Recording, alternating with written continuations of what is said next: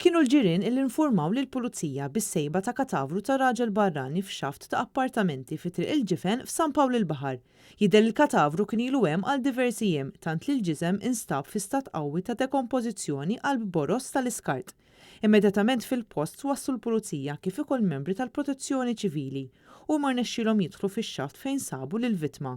Sa issa għadha mhux magħrufa l-identità tal-persuna mejta, iżda kollox jindika li huwa immigrant li kien jgħix fl-istess binja. Għalkemm waqt jiġi esklus xejn, l-ewwel indikazzjoni tal-pulizija huma li r-raġel waqa' waħdu.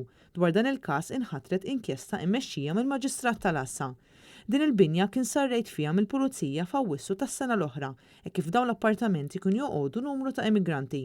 Fil-passat din il-binja kienet tintuża wkoll bħala akkomodazzjoni għall-istudenti li jitgħallmu l-Ingliż iżda kienet inbidlet f'fatt ta' kmamar illegali biex ikunu jistgħu jgħixu fihom l-immigranti.